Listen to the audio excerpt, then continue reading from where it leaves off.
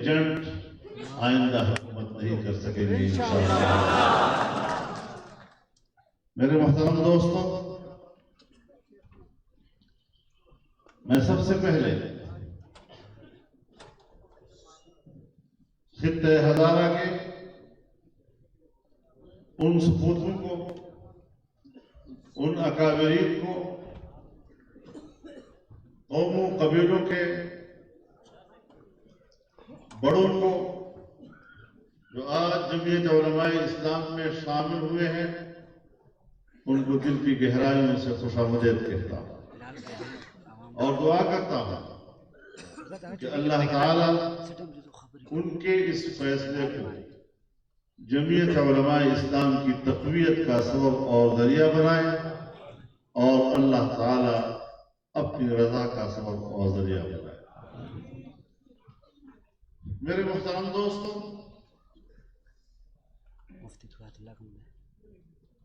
جمعیت علماء اسلام ایک نظریاتی جماعت،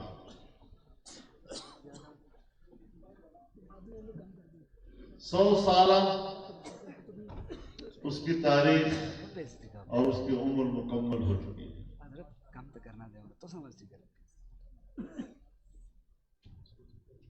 1919 میں علماء کا یہ پلیٹ فارم اس لیے معرض وجود میں لایا گیا تھا تاکہ مملکتی زندگی میں، قومی اور ملی زندگی میں قرآن و سنت کی روشنی میں قوم کی رہنمائی کی جا سکے۔ انفرادی مسئلے میں تو ایک فرد عالم کی رائے پہ حجت ہوتی ہے۔ کسی کو نماز میں غلطی ہو گئی، روزے میں غلطی ہو گئی، زکوٰۃ کے مسئلے میں، نکاح طلاق کے مسئلے میں، میراث کے مسئلے میں، تو ہم مدرسے کے مفتی کے پاس جاتے ہیں، گاؤں کے مولوی صاحب کے پاس جاتے ہیں، استاد کے پاس جاتے ہیں۔ مولوی صاحب مجھ سے تو یہ مسئلہ مجھے واضح نہیں، میں نے کیسے عمل کیا ہے یا میں نے کیا کرنا ہے، میری رہنمائی فرمائیے۔ تو اس کی انفرادی معاملے میں ایک فرد عالم اپنی رائے دیتا ہے اور اس کی رہنمائی کرتا ہے۔ لیکن قوم کے اجتماعی معاملات میں ایک فرد عالم کی رائے کافی نہیں ہے۔ اس لیے اس بات کا باقاعدہ انتظام کیا گیا کہ علماء کا ایک فورم ہونا چاہیے جہاں قرآن و سنت کی روشنی میں قوم کی اجتماعی زندگی میں ان کی رہنمائی کی جا سکے۔ حضرت شیخ الہند رحمہ اللہ نے اس کا آغاز کیا اور جس خلوص دل کے ساتھ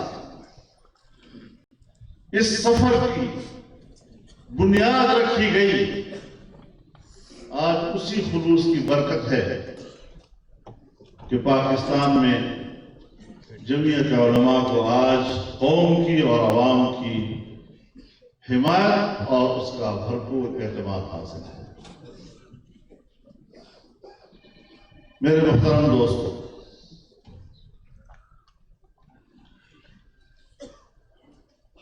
جب ہم قوم کی بات کرتے ہیں، ملک و ملت کی بات کرتے ہیں، تو دو چیزیں بہت اہم ہیں۔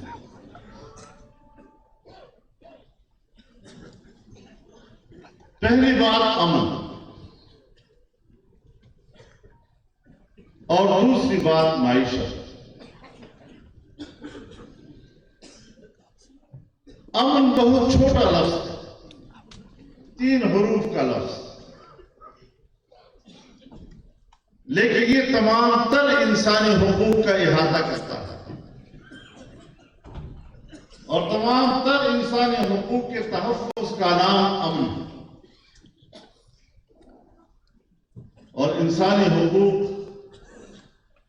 انسان کے 3 چیزوں کے گرد گھومتے ہیں: انسان کی جان، انسان کا مال، انسان کے عزت و آبرو، اور دنیا میں جتنے قوانین بنتے ہیں وہ ان 3 دائروں کے اندر گھومتے ہیں۔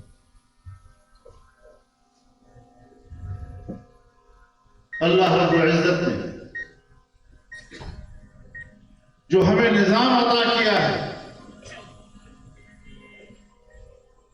ظاہر ہے کہ اللہ کے دیے ہوئے نظام کو نافذ کرنا اس کے لیے بنیادی چیز تو اللہ کی بندگی ہے۔ عبدیت و دیانت یہ اولین چیز ہے جس کا تعلق افراد کے ساتھ ہے۔ وَمَا خَلَقْتُ الْجِنَّ وَالْإِنسَ إِلَّا لِيَعْبُدُونَ، میں نے انس و جن کو صرف اپنی عبادت کے لیے پیدا کیا۔ وَمَا أُمِرُوا إِلَّا لِيَعْبُدُوا اللَّهَ مُخْلِصِينَ لَهُ الدِّينَ حُنَفَاءَ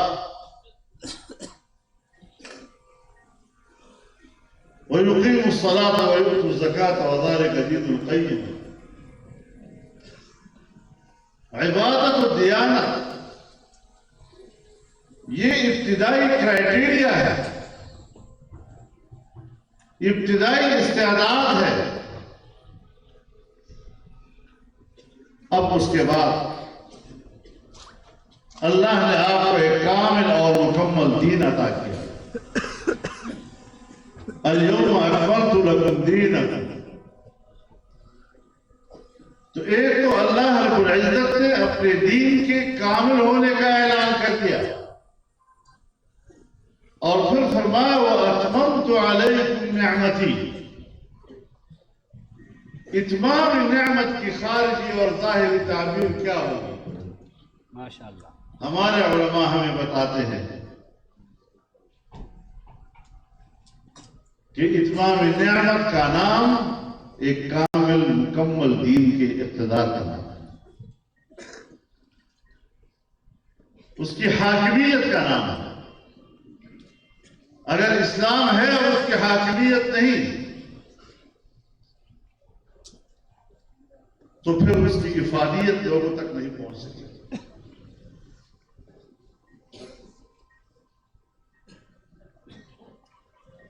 تو اقتدار تک لانے کے لیے راستہ سیاست کا ہے۔ اب ہمارے جیسے ملکوں میں جہاں زیادہ تر انگریز کا فلسفہ چلتا ہے، اور جب انگریز ہم پر قابض تھا اور جب ہم انگریز کی قانونی تھے تو اس نے سیاست کو ایک دنیا کے کاروبار کی طرح متعارف کرایا، اور سیاست انہی کا حق ہے جو دنیا دار ہیں، جو جاگیردار ہیں۔ دیندار آدمی کا سیاست سے کیا ہے؟ مولوی صاحب تو کہا کرتے ہیں مولوی صاحب آپ تو بڑے شریف آدمی ہیں، آپ سیاست کیوں کرتے ہیں؟ تو اس کا معنی یہ ہے کہ جو سیاست کرتا ہے وہ بدماش ہوگا۔ سیاست ایک مقدس لفظ ہے جس کے بغیر دین کا مکمل ہونا ممکن نہیں ہے۔ انبیاء کا وظیفہ ہے، اور اللہ رب العزت نے جناب رسول اللہ صلی اللہ علیہ وسلم کو دین ابراہیمی کے پیروی کرنے کا حکم دیا ہے۔ ان اتبع ملت ابراہیم حنیفا۔ اب ملت ابراہیم، اس کی اطاعت کا حکم دینا ظاہر ہے کہ دین ابراہیمی عالمگیر تھا۔ انی جاعلک للناس اماما، اللہ نے حضرت ابراہیم کو فرمایا کہ میں تمہیں پوری انسانیت کا امام بنانا ہوں۔ چنانچہ ساری انسانیت کا امام بننے کے بعد وہ پیغمبر جس نے ساری زندگی بتوں کے خلاف جنگ لڑی، شرک کے خلاف جنگ لڑی، اللہ کی وحدانیت کی بات کرتے رہے، بندے اور رب کے درمیان تعلق بناتے رہے، اور یہی ان کی تبلیغ ہوتی تھی، لیکن جب مقامی امامت پر فائز ہوئے اب آپ کی گفتگو کا انداز تبدیل ہو گیا، اور اب آپ اللہ سے کہتے ہیں وَإِذْ قَالَ إِبْرَاهِيمُ رَبِّ اجْعَلْ هَذَا بَلَدًا آمِنًا وَارْزُقْ أَهْلَهُ مِنَ الثَّمَرَاتِ مَنْ آمَنَ مِنْهُمْ بِاللَّهِ وَالْيَوْمِ الْآخِرِ۔ اب اللہ سے امن مانگتے ہیں اور اللہ سے خوشحال معیشت مانگتے ہیں اور صرف اللہ اور یوم آخرت پر ایمان لانے والوں کے لیے مانتے ہیں۔ اللہ نے فرمایا نہیں، قال ومن کفر فأمتعه قلیلا، میں دنیا کی زندگی میں تو کافر ہوں، تمام انسانیت کے لیے یہ امن اور خوشحال معیشت کا پیغام لے کر آیا۔ اب ظاہر ہے کہ جب حضرت ابراہیم کا دین اور آپ کا نظام تمام انسانیت کے لیے اور آپ بھی پوری انسانیت کے امام، اور جناب رسول اللہ صلی اللہ علیہ وسلم کو آپ کی پیروی کا حکم، ملت ابراہیمی پر چلنے والے آخری پیغمبر،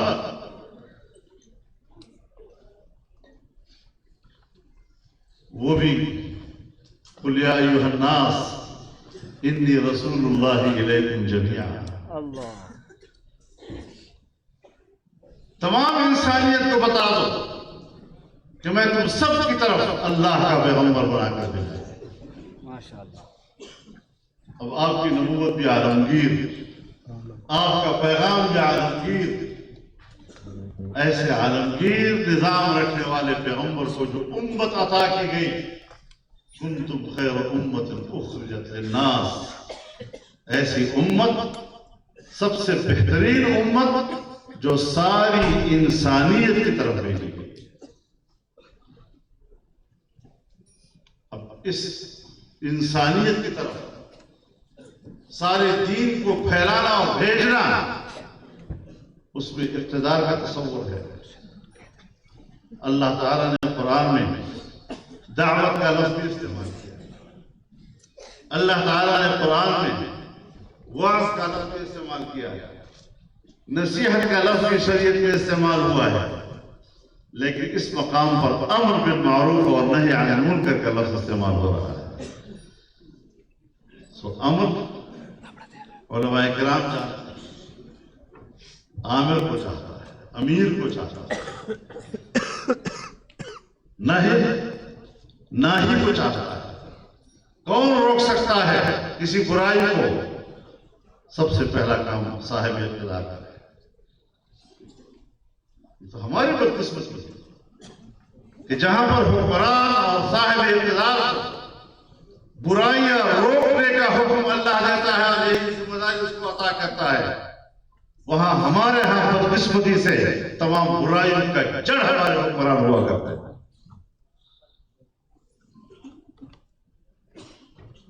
تو جب برائیوں کا جڑ ہمارے حکمران ہیں تو پھر ایسے حکمرانوں کو جڑ سے اکھاڑ پھینکنے کی قوم کا فریضہ بن جاتا ہے۔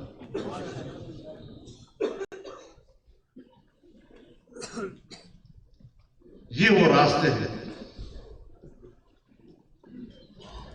جو اللہ رب العزت نے ہمیں عطا کی ہے۔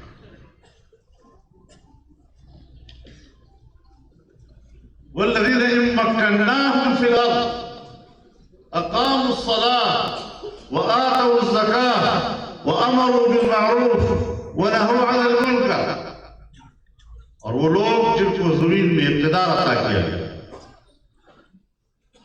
پھر انہوں نے نماز قائم کی، زکات دی اور اچھے کاموں کا حکم دیا اور برے کاموں سے روکا،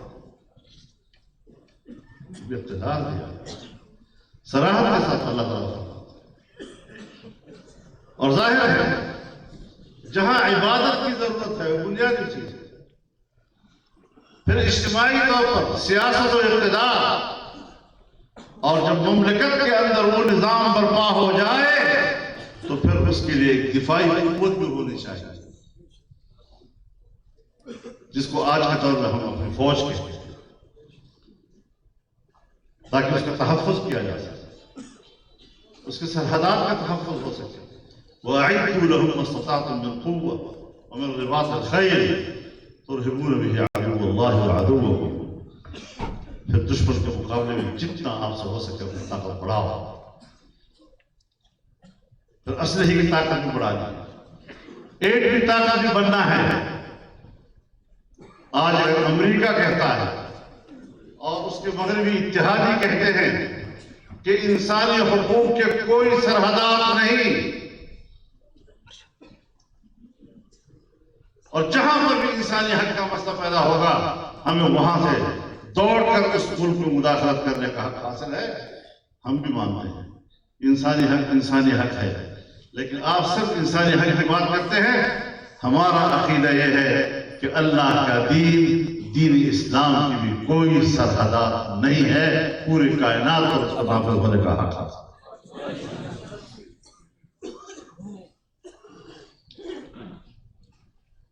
دیکھیے زمانے کے ساتھ ساتھ چلنا ہوتا ہے، جہاں لفظ کتاب آیا ہے وہاں ساتھ حکمت کا لفظ بھی آیا ہے، بار بار کتاب بھی ہے جو تعلیمات و احکامات سے بھرپور ہے، لیکن اس پر عمل درآمد کے لیے حکمت بھی ہے۔ تو اس اعتبار سے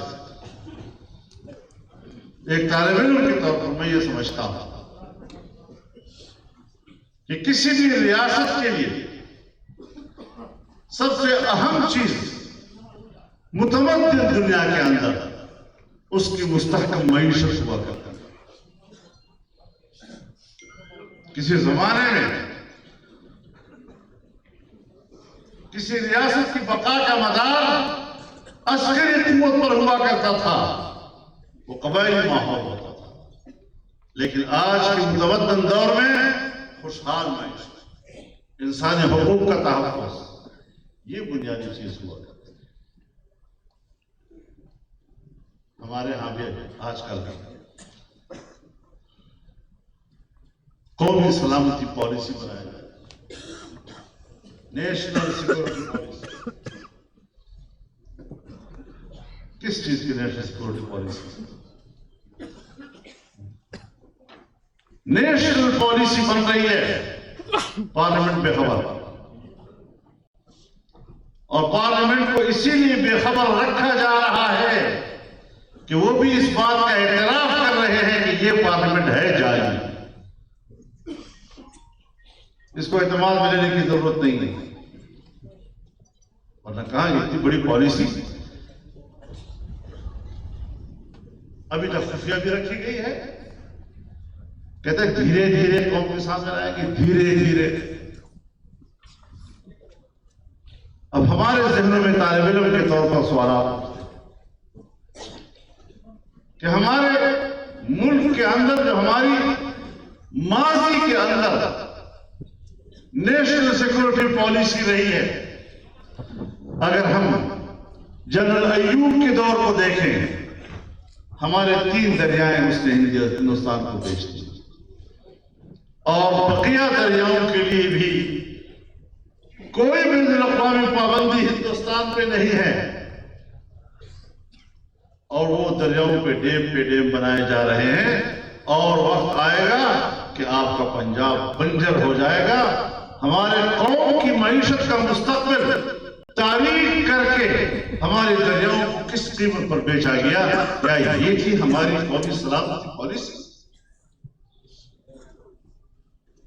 اور پھر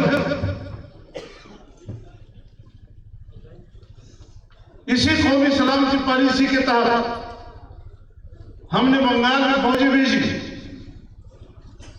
اور ہم نے بنگال گنوا دیا، ملک کا آدھا حصہ ہم سے ٹوٹ گیا۔ ماضی کی سیکورٹی پالیسی کو ہمیں اس میں یہ مثالیں مل رہی ہیں، اور عجیب اتفاق ہے عجیب اتفاق ہے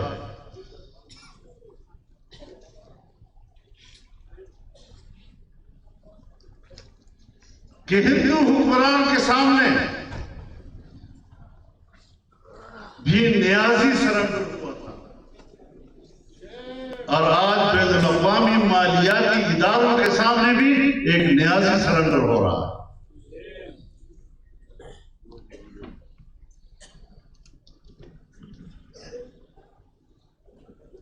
ان کو کیا تمغے دیے جائیں؟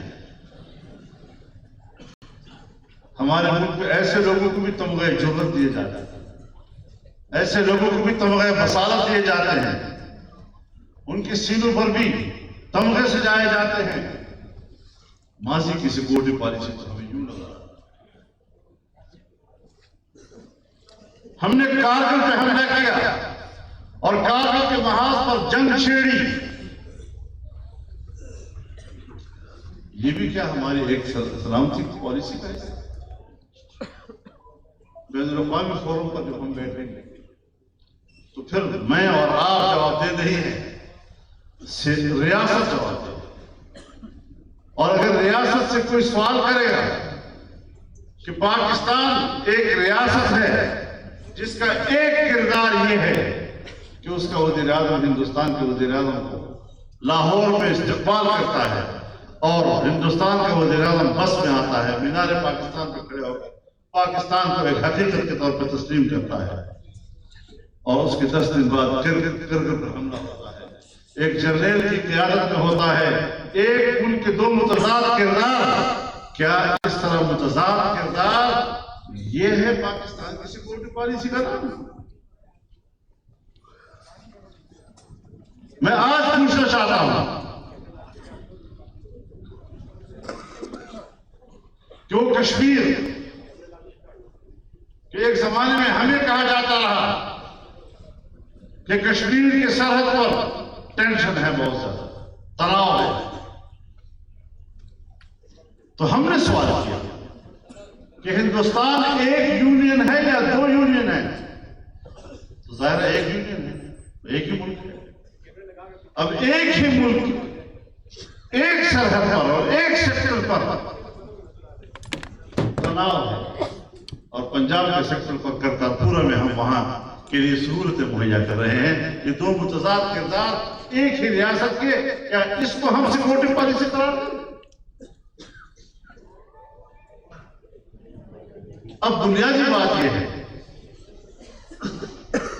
کہ سیکورٹی پالیسی کی بنیاد تنازع کشمیر تھا ہندوستان کے ساتھ۔ ہندوستان نے کشمیر کی خصوصی حیثیت ختم کر دی اور آئین کے آرٹیکل 370 کا خاتمہ کیا، اور اس طرح کشمیر کو انہوں نے ہندوستان کا حصہ بنا دیا۔ پہلے وہاں پر ہندوستان کا آئین مؤثر نہیں تھا، پہلے وہاں پر ہندوستان کی پارلیمنٹ کشمیر کے لیے قانون سازی نہیں کر سکتی تھی، پہلے وہاں پر وزیر اعظم کے اختیارات کشمیر میں نہیں چلتے تھے، لیکن آج وہ حیثیت کشمیر کی ختم کر دی گئی ہے۔ بالکل اسی طرح جس طرح ہم نے فاٹا میں اس کی اسپیشل اسٹیٹس کو ختم کر دیا۔ کیا حاصل تھا؟ ڈیولپمنٹ لائن کا تنازع برقرار ہے، کس چیز کی سیکورٹی پالیسی ذرا بتایا جائے، وضاحت کی جائے۔ ماضی کے حوالے سے تبدیلی کہاں ہے؟ کیا تضادات سے قوم کو سمجھایا جائے تاکہ اطمینان ہو کہ ہاں باقی، اور پھر یہ کہ کیا قومی سلامتی پالیسی، قومی معاشی پالیسی کے بغیر بنانی ممکن ہی ہے؟ ہماری معیشت کا عالم کیا ہے؟ دنیا کرونا کے ہاتھوں مر رہی ہے اور ہم کرونا کے برکت سے جی رہے ہیں۔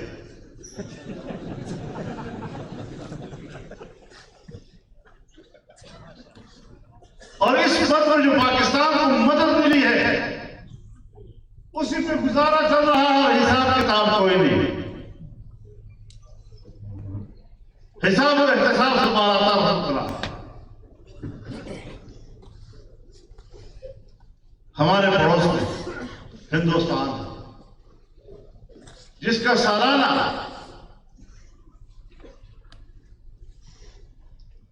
معاشی ترقی کی شرح 6 اور 7% تک چلی گئی. بنگلہ دیش کی 6 اور 7% پہ جا رہی ہے. چائنا کی 8 اور 9 پہ جا رہی ہے. ملیشیا کو جا کے دیکھیں, انڈونیشیا کو جا کے دیکھیں, سری لنکا کو جا کے دیکھیں, ایران کو جا کے دیکھیں, اور پاکستان کی سالانہ شرح ترقی تخمینہ 0 سے بھی نیچے چلا گیا. پاکستان کی تاریخ میں قوم نے یہ دن نہیں دیکھا جو دن اس قوم نے اس حکومت کے اندر دیکھا.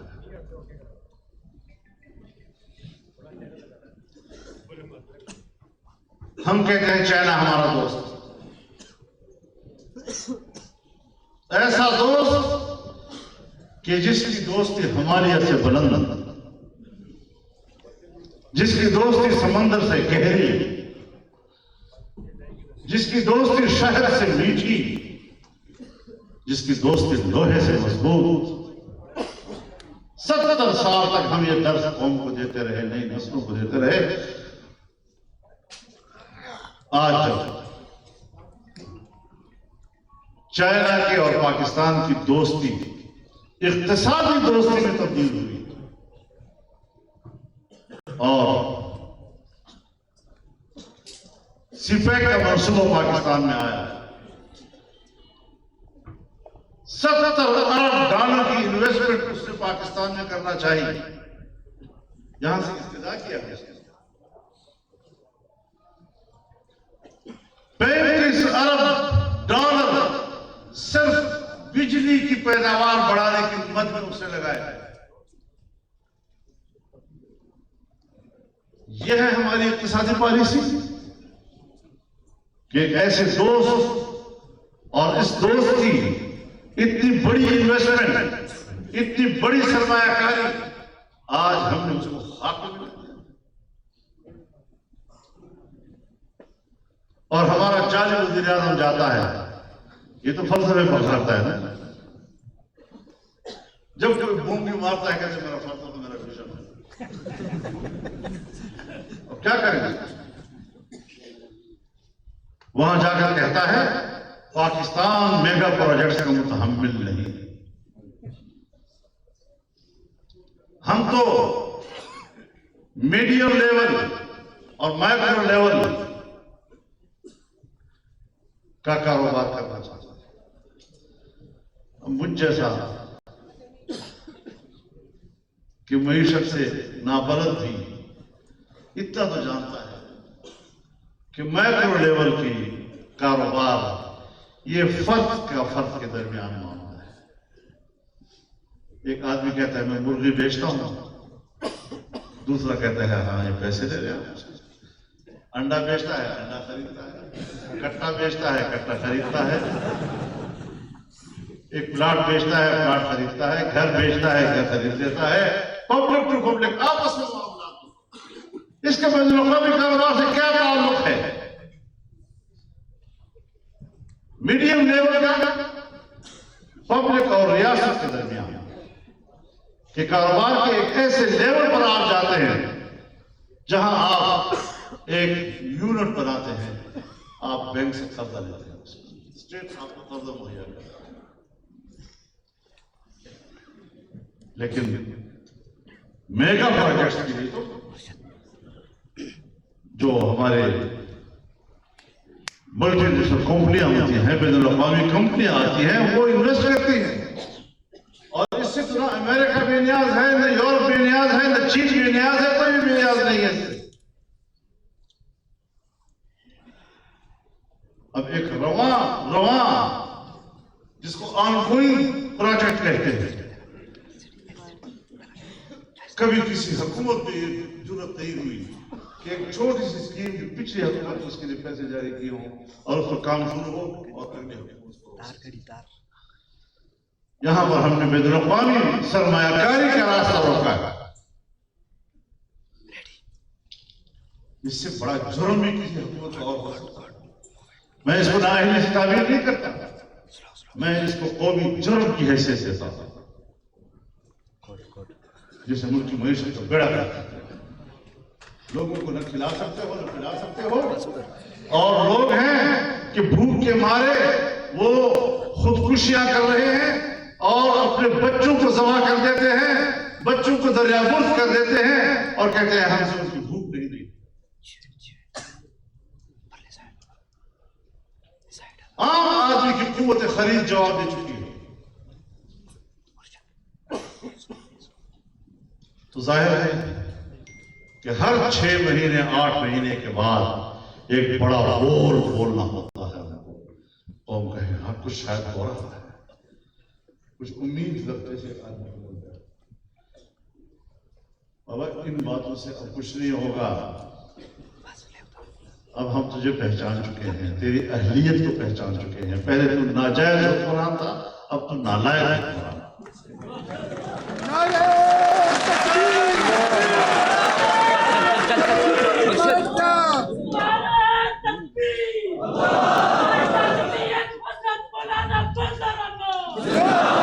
بہت رنگے کے خواہی جامع میں کو برانداز قدرت رانے سے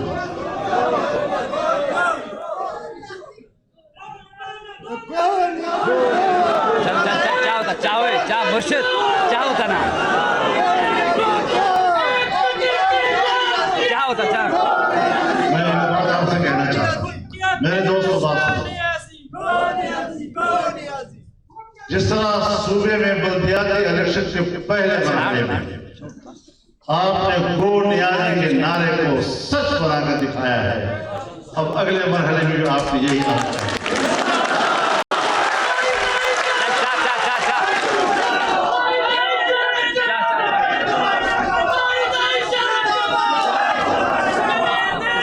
میں آپ کو واضح طور پر کہنا چاہتا ہوں,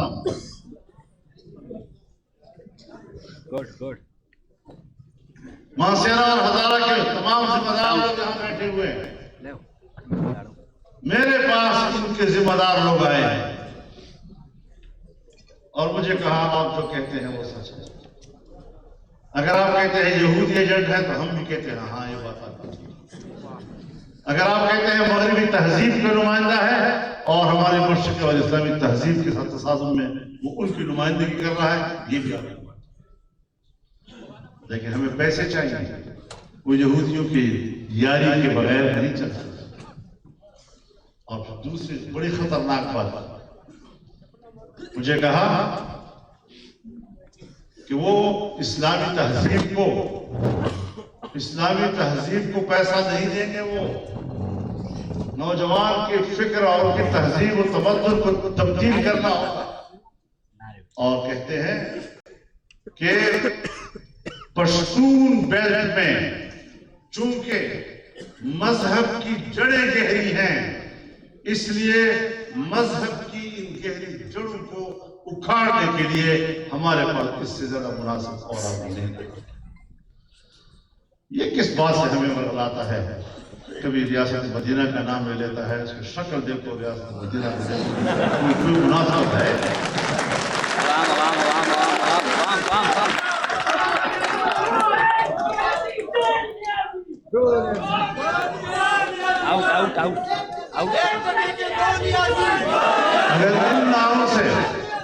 اگر ان نعروں سے ہم کسی حکمران کو تسلیم کرتے تو پھر ضیاء الحق کو تسلیم کر لیتے نا ہم لوگ. اگر اس کے ان نعروں پر ہم نہیں گئے تو تم کس کھیت کی مولی ہو کہ ان نعروں سے آپ ہمیں ورغلائیں گے؟ ہم تمہارے اصل کو جانتے ہیں, ہم تمہاری اس حقیقت کو جانتے ہیں. جب ابھی گولڈ سمتھ کے ساتھ میری رشتہ داری نہیں ہوئی تھی, اس وقت سے ہم آپ کے ان کے ساتھ جانتے ہیں.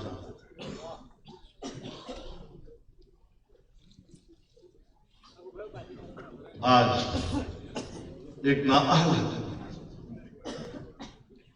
جس نے قوم کو سوائے بھوک کے اور کچھ نہیں, جس طرح ایک بیمار پڑا ہوتا ہے، بھوکا پیاسا پڑا ہوا ہے بیچارہ، کوئی اس کے منہ میں گھونٹ پانی ڈال دیتا ہے، اس سے ایک لمحے کے لیے اس کی طبیعت استادگی سی آ جاتی ہے، اس سے لوگ سمجھتے ہیں مریض کا حال اچھا ہے۔ یہ بھی کہتے ہیں ملک کی معیشت کی بہتری کے اشارے مل رہے ہیں، بیڑا گھر کوئی اشاروں کا۔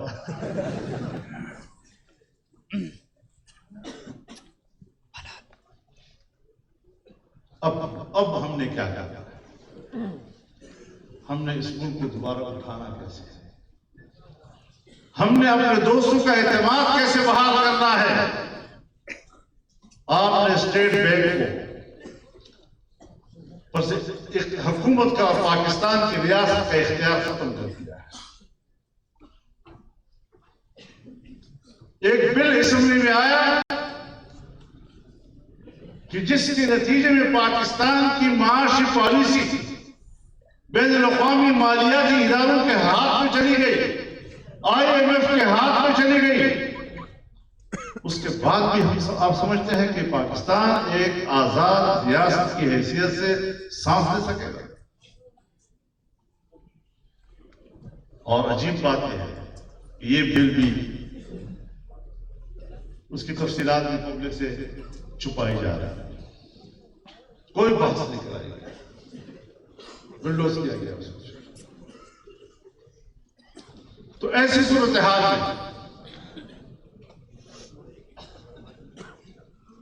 جب ہم اس قسم کے اپنے ملک کی مالیاتی اداروں کو بین الاقوامی مالیاتی اداروں کے سپرد کر دیتے ہیں، تو سلطنت عثمانیہ جو ترکی سے لے کر سارا عرب اور افریقہ تک کی حکمرانی اس کے پاس تھی، لیکن جس وقت اس نے اپنے مرکزی بینک کو بین الاقوامی مالیاتی اداروں سے وابستہ کر لیا اور اپنے ہی بینک پر سے اس کا اختیار ختم کر دیا گیا، تو جب سخت حالات سلطنت عثمانیہ پر آئے، اپنی بینک نے اس کو قرضہ دینے سے انکار کر دیا۔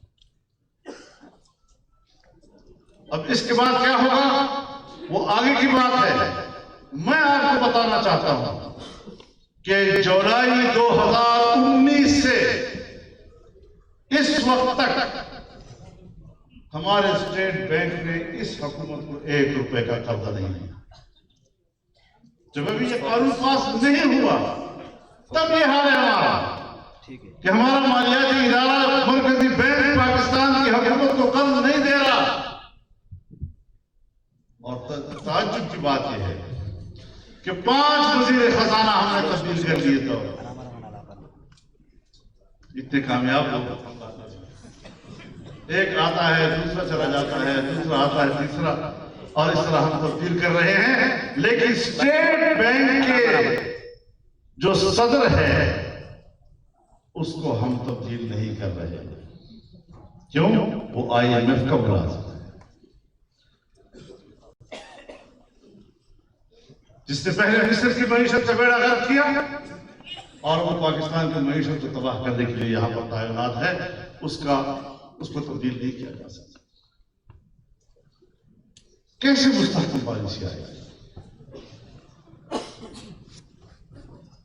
ہم ماضی سے سبق نہیں سیکھتے۔ تو میرے دوستو، اب کم از کم یہ عہد کر لو کہ ان کی حکمرانی کو ہم نے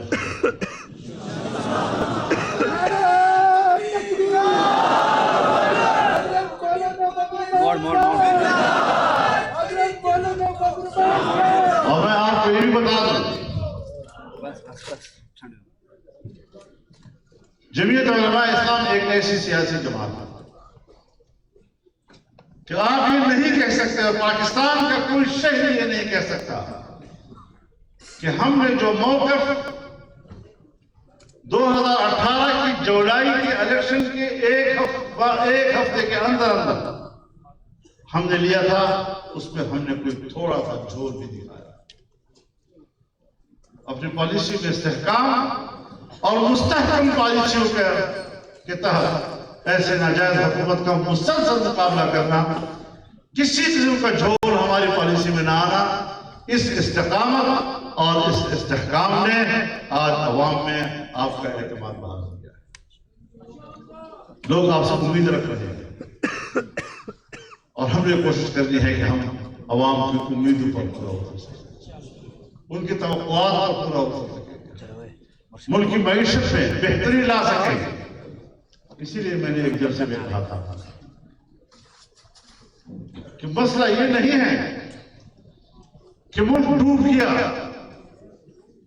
چیلنج یہ ہے کہ اس ملک کو دوبارہ اٹھایا کیسے جائے.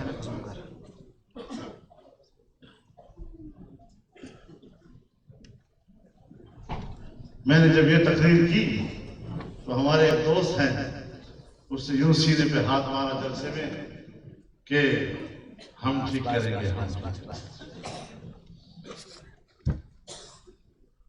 اس طرح نہیں ہوتا. پبلک کے سامنے سینے پہ ٹھپے مارنے سے بات نہیں بن پاتی. اس کے لیے ویژن کی ضرورت ہوگی، سوچ بچار کی ضرورت ہوگی اور اجتماعی سوچ کی ضرورت ہوگی.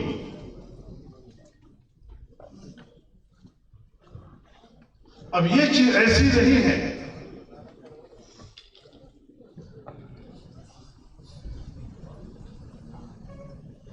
انسان میں سوچ کا اختلاف ہو سکتا ہے لیکن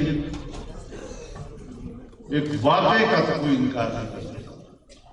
یہ بلڈنگ کھڑی ہے، کس کا اختلاف ہے؟ کوئی کہے کہ نہیں کھڑی.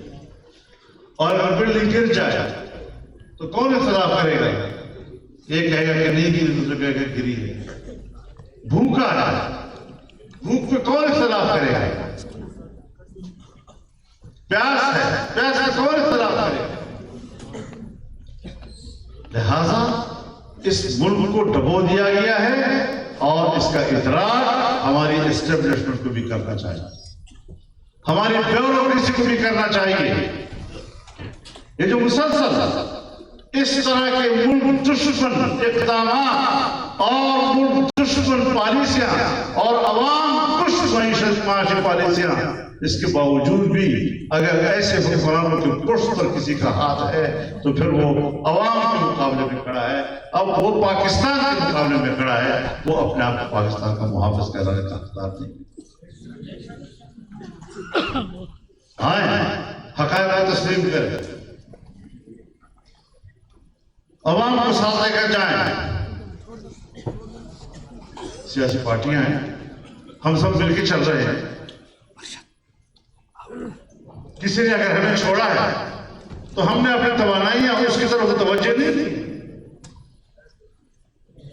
ہم نے ایک ہی جگہ پر فوکس رکھا ہے کہ تمام تر خرابیوں کا ذمہ دار کون ہے، اور اس حوالے سے ہماری رائے میں کوئی جھول نہیں ہے. پوری استقامت کے ساتھ ہم نے مقابلہ کیا ہے اور انشاءاللہ یہ مقابلہ جاری رہے گا.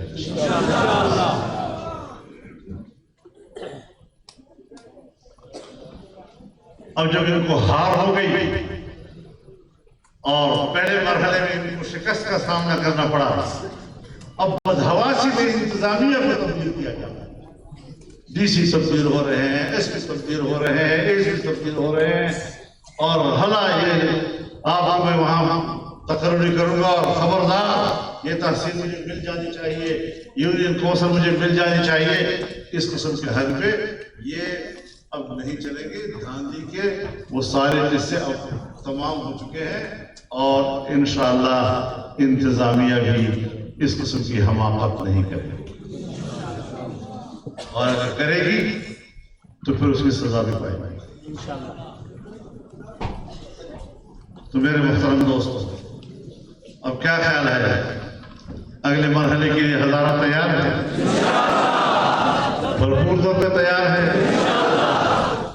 اب آپ نکلیں، میدان میں آئیں اور گاؤں گاؤں پہنچے اور ہر درد مند کے درد کے دربان بنے اور ان تک پہنچ کر ان کو امید دلائیں. انشاءاللہ العزیز یہ صوبہ آپ کا ہے اور انشاءاللہ آپ ہی کا رہے گا. اللہ تعالی ہمارا حمد ناصر ہو. وآخر دعوانا الحمدللہ.